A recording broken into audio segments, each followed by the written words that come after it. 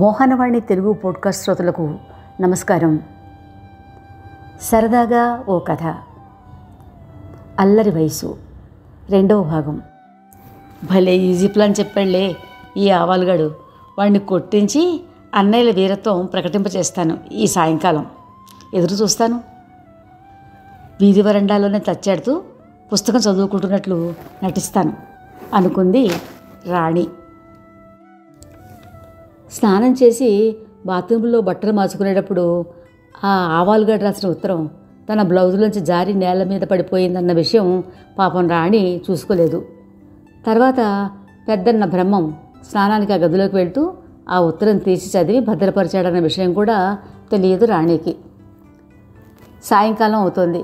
మహా టెన్షన్గా ఉంది మన హీరోయిన్కి. ఎదురు చూస్తోంది. ఇంతలో పెద్దన్నయ్య ఇప్పుడే వస్తాను అని చెప్పి బయలుదేరి బయటకు వెళ్ళిపోయాడు. అబ్బా, ఇప్పుడే వెళ్ళాలా అన్నయ్య? ఫోన్లే, వెళ్తే వెళ్ళాడు. మిగతా ఇద్దరు ఉన్నారుగా, వాళ్ళ చేత తన్నులు తినిపిస్తాను. వాలుగడుట ఎంతకి రాడే? వీధిలోకి వెళ్తోంది, ఇంట్లోకి వస్తుంది, వీధిలోకి వెళ్తోంది, ఇంట్లోకి వస్తుంది. టెన్షన్ పడిపోతోంది లక్ష్మీరాణి. కానీ వాడు రాలేదు. చివరిసారిగా చీకటి పడిపోతుంటే మళ్ళీ వీధిలోకి వెళ్ళి చూసింది. అన్నయ్య ఇంటికి సందు చివర ఓ అబ్బాయితో మాట్లాడుతున్నాడు. ఎవరో అన్నయ్య ఫ్రెండ్ అయి ఉంటాడని లోపలికి వచ్చేసింది రాణి. ఏదో అనుమానం వేసింది. బ్రహ్మన్న ఇంటికి వచ్చాక అడిగింది, ఎవరో ఆవుల వరహాలుట. మన ఇంటి ముందు తచ్చాడుతూ ఉంటే నేనే ఎవరు కావాలి అని అడిగాను. రాణి అని నసిగాడు. ఎవరు ఏ రాణి అన్నాను. ఝాన్సీ రాణి గారి ఇల్లు ఇది కాదండి అన్నాడు. ఇంటి నెంబర్ ఎంత అడిగాను. 310 అన్నాడు. కాదండి, ఇది ఆ సందులోకి వెళ్ళి వెతకండి, మీరు చెప్పిన నెంబరు అన్నాను. మళ్ళీ వాడు అడిగాడు, మీకేమైనా ఉత్తరం ఇక్కడ అని నసిగాడు. వాడి నసుగుడు నాకు అర్థమైంది. నువ్వు ఎగిరి గంతులేసావే, వాడెవడో ఆవాలుగాడు నీకు ఉత్తరం రాశాడని. ఆ ఉత్తరం నీకు కాదమ్మా తల్లి లక్ష్మీరాణి, ఆ ఉత్తరం రాసింది ఝాన్సీ రాణి గారికి. ఆ ఉత్తరం నువ్వు స్నానాల గది దగ్గర మర్చిపోయావు. అది అబ్బాయి చేతిలో పెట్టి పంపించేశాను అన్నాడు తీరుబాటుగా బ్రహ్మం అన్నయ్య. అబ్బా, గొప్ప పని చేశావు, కోపం నటించేసింది లక్ష్మీరాణి. వాడెవరికి రాస్తే ఏం ఉత్తరం? ఆ ఆవాలుగాడిని మీకు పట్టించి చావగొట్టిద్దామంటే మళ్ళీ ఫెయిల్ అయిపోయాను. అయినా నా కళ నెరవేరుతుందా అసలు? మనసులో కాస్త కోపం నిజంగానే వచ్చింది ఈసారి ఆవిడికి. నిరుత్సాహంగా అన్నయ్య బ్రహ్మ వెనకాలే లోపలికి నడిచింది రాణి. నా అన్నలకి అసలు వీరత్వం లేదు, పోరాడడం అసలే తెలీదు. ఎవరో ఆ ఝాన్సీ రాణి, వాడికి బలైపోతుందా? లేకపోతే వాడు ఆమె అన్నల వీరత్వంతో బలైపోతాడా? ఏమోలే, ఏమైతేనే ఎలాగైనా నా కళ నెరవేర్చుకోవాలి మళ్ళీ డిసైడ్ చేసుకుంది లక్ష్మీరాణి. పండగ వస్తుంది. చెల్లాయికి ఇంతవరకు బట్టలు కొనలేదు, కొనిపెట్టరా? పంజాగుట్ట మాలుకు తీసుకుని వెళ్ళి. తల్లి పురమాయింపుతోటి తప్పనిసరి లేచాడు రెండో అన్న విష్ణు. అప్పటికే జరియంచు పచ్చని పట్టుపరికని కట్టుకుంది. ఎర్రని నైలాన్ ఓణి వేసుకుంది. మ్యాచింగ్ బ్లౌజు, బారెడు జెల్లో మూరెడు మల్లెపూలు తురుముకుంది. బుట్టలోలాకులు పెట్టుకుంది. సన్నని చైన్ మెడలో వేసుకుంది. కళ్ళ నిండా కాటుగా పెద్ద బొట్టుతో సిద్ధమై విష్ణు అన్నయ్య పక్కనే కూర్చుంది మన లక్ష్మీరాణి. అన్నయ్య పుస్తకం ఎప్పుడు ముడుస్తాడా అని చూస్తూ. అన్నగారు లక్ష్మి వైపు చూశాడు పుస్తకం ముడిచి. ఏమిటే, పెళ్ళికి వెళ్తున్నావా అడిగాడు.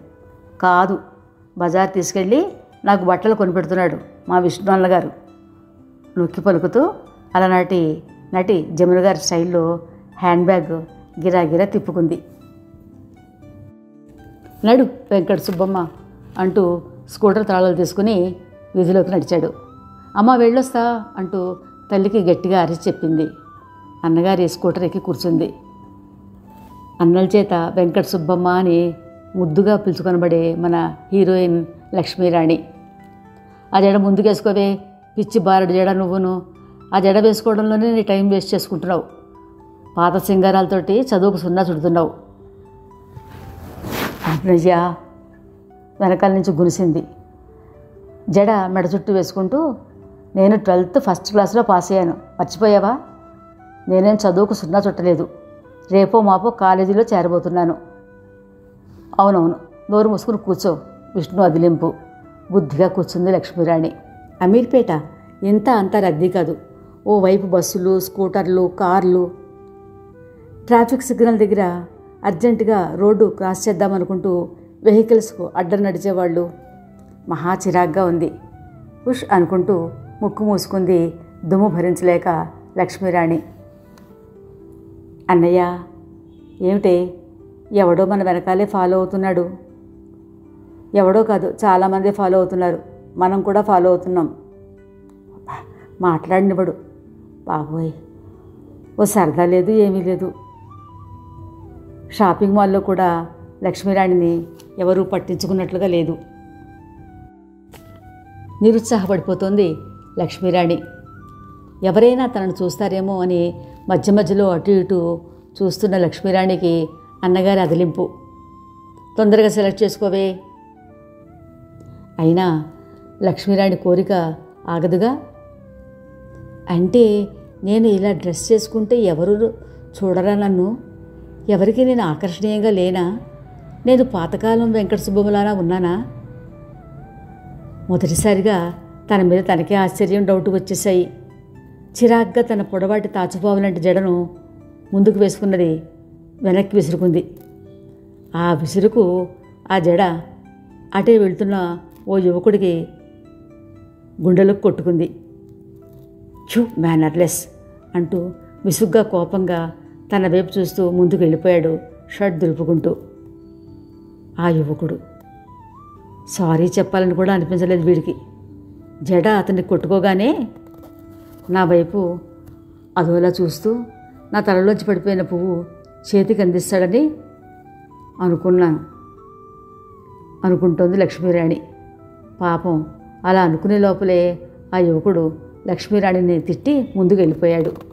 పిచ్చి లక్ష్మీరాణికి ఇంకా ఆశే.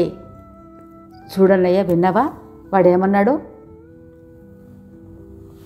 కాలును నేలకేసి చిన్నగా కొడుతూ గారంగా చూసింది అన్నను.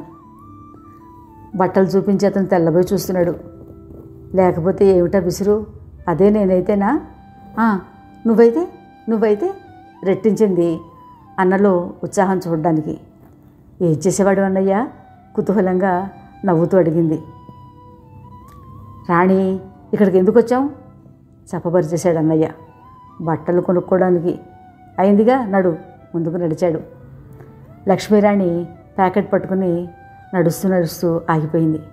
అన్నయ్య, పర్సు మర్చిపోయాను. మర్చిపోయావా? నీకు అలవాటేగా, వెళ్ళి తెచ్చుకో. పోన్లే అన్నయ్య, పర్సే కదా మర్చిపోయాను, మనసు కాదు కదా. నవ్వుతూ చూసింది వెంకట సుబ్బమ్మ లాంటి మన లక్ష్మీరాణి. నెత్తిన ముట్టాడు అన్నయ్య చిన్నగా, ప్రేమగా. మేనర్లెస్ అంటూ షర్ట్ దులుపుకుంటూ వెళ్ళిపోయిన అతనే జ్ఞాపకం వస్తున్నాడు లక్ష్మీరాణికి. నా జడ కాస్త విసురుగా తగిలినంత మాత్రంలో అంత కోపం చూపించేయాలా? మేనర్లెస్ అనాలా? నా చక్కని వాల్ జడ, ఆ జడలో పెట్టుకున్న బంగారు జడబిళ్ళ, జడకుప్పులు, తలలో మల్లెలు వాడికి అసలు ఆకర్షణే అనిపించలేదా? వాడే మేనర్లెస్. శివాలను మంచం మించి లేచి అద్దం ముందు నుంచుని జడకుప్పులు, జడబిళ్ళ విసురుగా అలమరలో దాచేసింది. నా స్టైల్ ఎవరికి నచ్చలేదేమో అనుమానంగా అద్దంలో చూసుకుంటూ తనను తానే ప్రశ్నించుకుంది లక్ష్మీరాణి. వెంకట సుబ్బమ్మ అంటూ ఉంటాడు అన్నయ్య అంటే, ఈ కాలంలో ఆ పేరు ఎంత మోటుగా ఉందో అంత మోటుగా నేను నా జడ ఉన్నానన్నమాట. అందుకనే అబ్బాయిలు ఎవరూ నా వెనకాల పడట్లేదు. అన్నయ్యలు పాత సినిమాల్లోలాగా వాళ్ళ బలపరాక్రమాలు రియల్ హీరోతో కలిసి చూపించడం లేదు. అబ్బా, అసలు నా కోరిక నెరవేరుతుందా? మంచం మీద వాలిపోయింది. రాత్రి 11 అవుతోంది. లైట్ ఆర్పి పడుకో, తల్లి కేక వేసింది. అన్నయ్యలు బ్రహ్మ, విష్ణు, శంకరన్లు వాళ్ళ గదుల్లో పుస్తకాలతో యుద్ధం చేస్తూనే ఉన్నారు. నెమ్మదిగా లేచి లైట్ ఆర్పేసి మళ్ళీ మంచం మీద కూలబడింది.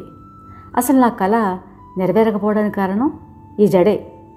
ఈసారి నిజంగానే జడను విసురుగా తలగడ నుంచి వెనక్కి వేసుకుని దుప్పటి ముఖం మీద కప్పుకుని పడుకుంది మన హీరోయిన్ లక్ష్మీరాణి. కాలేజీలో చేరబోతున్నాను, ఇక ఇలా ఉండకూడదు, ఇప్పటి అమ్మాయిలాగానే జడ కత్తిరించుకుంటాను లక్ష్మీరాణి డిసైడ్ చేసేసుకుంది. జీన్స్ ప్యాంట్, టీషర్ట్, లేటెస్ట్ స్టైల్లో జడ కత్తిరింపు, మ్యాచింగ్ షూస్, ఓహ్ పూర్తిగా మారిపోయింది. ఎర్రని బొట్టుతో మెరిసే నుదురు తెల్లతెల్లపోతూ ఉండగా నేను ఎలా ఉన్నానో చూడండి అంటూ కాటుకకు అలవాటైన కళ్ళు పూర్తిగా మారిపోయాయి. పడిలేచే కెరటం చూడు, పడుసు పిల్ల బెంకం చూడు, లక్ష్మీరాణి మనసు జయలలితలాగా పాడేస్తుంది అద్దంలో చూసుకుంటూ. కాలేజీలో అబ్బాయిల కళ్ళు ఇక నా మీదే అనుకుంటోంది లక్ష్మీరాణి. అలానే ఉన్నారు కుర్ర స్టూడెంట్స్ కూడా. ఇప్పుడు చాలా గర్వంగా ఫీల్ అయిపోతుంది లక్ష్మీరాణి. వెంకట సుబ్బమ్మ అని ఏడిపించే అన్నయ్యలు అర్థం కాకుండా తన వే ఆఫ్ డ్రెస్సింగ్కి గుడ్లు అప్పగించి చూస్తున్నారు. తల్లి అయితే చివాట్లు బాగా పెట్టేసింది. లక్ష్మీరాణి తండ్రి కోపం దిగమింగుకుని తల్లిని చివాట్లు పెట్టి దాన్ని కాలేజీ మానిపించేయమన్నారు. లక్ష్మీరాణి ససేమిరా మానలేదు. తన కాలం నెరవేరాలి చదువుతో పాటు. ఇదే నిర్ణయం హీరోయిన్ లక్ష్మీరాణికి. ఓ రోజు కాలేజీ నుంచి ఫిజిక్స్, కెమిస్ట్రీ కోసం ట్యూషన్కి వెళ్ళి ఒంటరిగా వస్తుంది. గాలివాన రెండు సడన్గా ముంచెత్తాయి.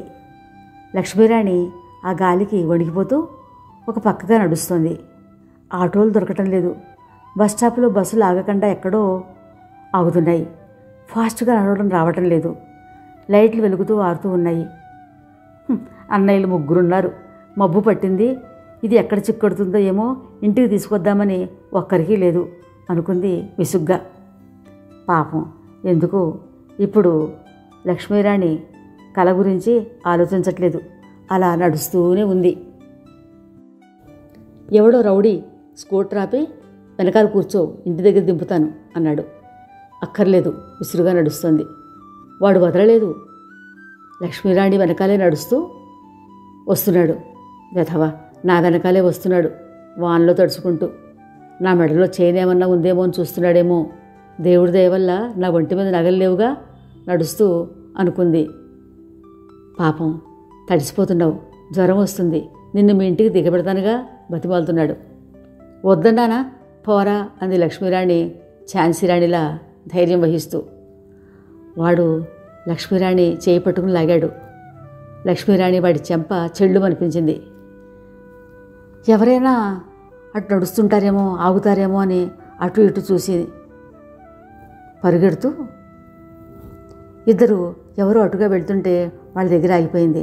చూడండి చూడండి, ఆ అబ్బాయి నా వెనకాల పడుతున్నాడు అంది. వాడు ఎటు తిరిగాడో వాళ్ళకి లక్ష్మీరాణికి కూడా కనిపించలేదు. వాడిలో ఒకడు లక్ష్మీరాణి చెయ్యి గట్టిగా పట్టుకుని నుంచున్నాడు. ఇంకోడు ఫోన్లో ఏదో మాట్లాడాడు. వీడి దగ్గర ఏదో స్మెల్ వస్తోంది. అంతకుముందు ఎప్పుడు అలాంటి వాసన చూడలేదు లక్ష్మీరాణి. లక్ష్మీరాణికి వాంతి వచ్చేటట్లయింది. ముక్కు మూసుకుంది. ఒక కారు వచ్చి ఆగింది. కారులో ఇందాకటి వాడు ఎక్కడి నుంచి వచ్చాడో వచ్చేశాడు. చెయ్యి గట్టిగా లాగి పట్టుకుని కారులోకి తోసేశారు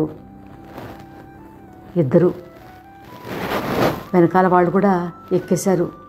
మొత్తం కారులో నలుగురున్నారు. ఒకడు నోరు మూసేశాడు. కారు నడిపేవాడు లక్ష్మీరాణి వైపు చూసి కన్ను గీటి వెరినవ్వు నవ్వుతున్నాడు. లక్ష్మీరాణి నోరు మూసిన వాడి చేతిలో పళ్ళుమని డోక్కుంది. వాడి నుంచి వచ్చే కంపు భరించలేక వాడు తప్పనిసరి తిట్టుకుంటూ తప్పుడు మాటలతోటి చెయ్యి తుడుచుకున్నాడు. ఆ కారు బంజారా హిల్స్ రోడ్డు వైపుగా వెళ్తుంది. వాడి దగ్గర పిచ్చి వాసన వస్తుంది లక్ష్మీరాణికి. వాంతి మీద వాంతి, వాంతి మీద వాంతి. కారంతా డోకేసింది. పడిపోబోయింది. పట్టుకోబోయిన మరో రౌడీ ముఖాన మళ్ళీ పెద్ద వాంతి వాడి వాసనకు. వాడి ముఖాన్నే వాంతి చేసింది. పిచ్చోడు వాడు రెండో వాడు తుడుస్తుంటే ముఖం పెట్టాడు వాడి చేతుల్లోనూ. ఎవరూ లేని సందులో కారు ఆపేశారు వాళ్ళు. ఓ చెట్టు నీడలో వాళ్ళ ప్యాంట్లు ముఖాలు కారులో మన లక్ష్మీరాణి డోకులతోటి తడిసిపోయాయి. తల్లి పెట్టిన సద్దనం నుంచి మధ్యాహ్నం తిన్న లంచ్, సాయంకాలం తిన్న స్నాక్స్, స్నేహితులతో కలిసి తాగిన కూల్ డ్రింక్స్ మొత్తం వాళ్ళ ముఖాన్ని డోగేసింది. వాళ్ళు కారు ఆపి ముఖాలు కాళ్ళు చేతులు తుడుచుకొని ప్యాంట్లు విప్పేశారు. డోకుల బాధతోటి సెల్లో ఉమెన్ ప్రొటెక్షన్ నెంబర్ లోడ్ చేసుకున్న సంగతి మర్చిపోయింది. జ్ఞాపకం వచ్చేసరికి సెల్ కూడా వాళ్ళు కొట్టేశారని అర్థమైంది. వాళ్ళు కిందకి దిగి వాటర్ బాటిల్స్ తీసుకుని ముఖము ప్యాంట్లు కడుక్కుంటూ రాణిని చెడ్డ తిట్లు తిట్టుకుంటున్నారు. నీరసపడిన లక్ష్మీరాణి ఛాన్స్ వదులుకోలేదు. నెమ్మదిగా లక్ష్మీరాణిలో ఝాన్సీరాణి బాగా నిండిపోయింది. వంగి కారు డోర్ చప్పుడు చేసుకుంటూ కాకుండా కారు చప్పులు లేకుండా తీసుకుని పారిపోయింది జనాల్లోకి. ఆ విషయం పాపం ముఖాలు కడుక్కుంటున్న వాళ్ళకి తెలియదు. స్కూటర్స్ ఒకదాని వెంట ఒకటి పరిగెట్టుకుంటూ పోతున్నాయి. ఆ సందులో గాలి విపరీతంగా వెచ్చడంతో ఎవరిని ఎవరు కళ్ళెత్తి చూడటం లేదు. ఏమైతేనే ఓ స్కూటర్కు అడ్డుపడింది మన లక్ష్మీరాణి. వెనకాలే పోలీస్ వ్యాన్ కుయ్యమని శబ్దం చేసుకుంటూ ముందుకు వెళ్ళిపోయింది. లక్ష్మీరాణి అదృష్టం పెద్దన్న బ్రహ్మం, చిన్నన్న శంకరం స్కూటర్ అది. వాళ్ళు లక్ష్మీరాణిని వెతుకుతూ ఆ సందులోకి వచ్చేలా ఉంది. దైవవశాత్తు ఇద్దరూ లక్ష్మీరాణి అడ్డం పడడంతో స్కూటర్ మించి కింద పడ్డారు. రేపు ఇదే సమయానికి లక్ష్మీరాణి కోరిక ఎలా నెరవేరిందో మన మోహనవాణి ద్వారా విందాం. సరదాగా ఓ కథ, అల్లరి వయసు.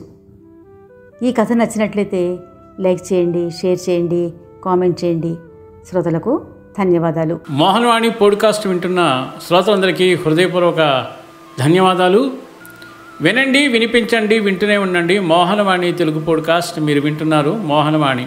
ఇంతవరకు మన ఛానల్కి ఎవరైనా సబ్స్క్రైబ్ చేసుకోకపోతే ఇప్పుడే ఈ క్షణమే సబ్స్క్రైబ్ చేసుకుని ఆ పక్క నుండి బెల్ బటన్ మ్రోగించి మమ్మల్ని ప్రోత్సహిస్తారని మనస్ఫూర్తిగా కోరుకుంటూ